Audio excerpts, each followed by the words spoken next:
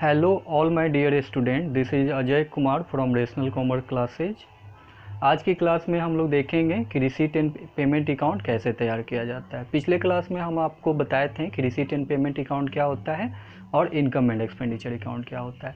तो चलिए जानते हैं कि रिसीट एंड पेमेंट अकाउंट कैसे तैयार किया जाता है। तो सबसे पहले रिसीट एंड पेमेंट अकाउंट तैयार करने के लिए आपको एक रिसीट एंड पेमेंट अकाउंट का फॉर्मेट ड्रॉ करना होगा। ये फॉर्मेट जो है आप अकाउंट शेप में ड्रॉ कर सकते हैं।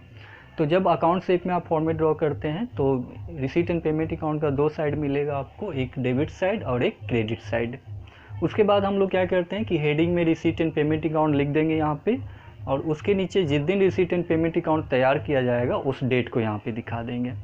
उसके बाद ये हमारा रिसीट साइड हो गया, डेबिट साइड, और क्रेडिट साइड जो हो गया वो हमारा पेमेंट साइड हो गया। फिर हम लोग क्या करेंगे कि सबसे पहले रिसीट एंड पेमेंट अकाउंट के ओपनिंग बैलेंस को यहाँ पे दिखाएंगे, बैलेंस बीडी करके। ओपनिंग बैलेंस में हम लोग देखेंगे कैश इन हैंड और cash at bank. Opening balance of receipt and payment account जो होगा वो कैश इन हैंड और कैश एट बैंक के फॉर्म में होगा। उसके बाद वर्ष के दौरान जितना भी रिसिप्ट हुआ है, कैश में जितना भी रिसिप्ट हुआ है, सभी रिसिप्ट को हम लोग क्या करेंगे, रिसिप्ट एंड पेमेंट अकाउंट के डेबिट साइड यानी रिसिप्ट साइड में दिखाएंगे। तो जैसे subscription, charity, to entrance fee, to life membership fee.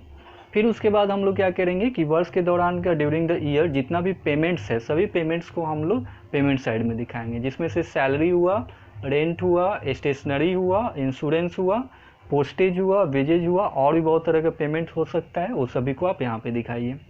फिर उसके बाद इसे हम लोग फाइनली क्लोज कर लेंगे। क्लोज करने के लिए पहले पेमेंट साइड को ऐड कर लेते हैं और रिसिप्ट साइड को ऐड कर लेते हैं। एज कंपेयर हम लोग देखते हैं कि हमारा पेमेंट साइड ज़्यादा है या रिसीट साइड ज़्यादा है।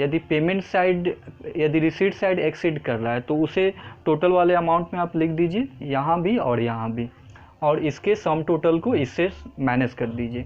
तो यहाँ पे जो आपको मिलेगा वो बैलेंसिंग फिगर मिलेगा। इस बैलेंसिंग फिगर को हम लोग बैलेंस सीडी करके दिखा देंगे, और ये जो बैलेंसिंग फिगर हमारा होगा वो वर्ष के अंत का कैश इन हैंड हो सकता है या कैश एट बैंक हो सकता है। यदि क्वेश्चन में कैश इन हैंड दिया हुआ है तो कैश एट बैंक रहेगा, यदि क्वेश्चन में कैश एट बैंक दिया हुआ है तो वो कैश इन हैंड माना जाएगा।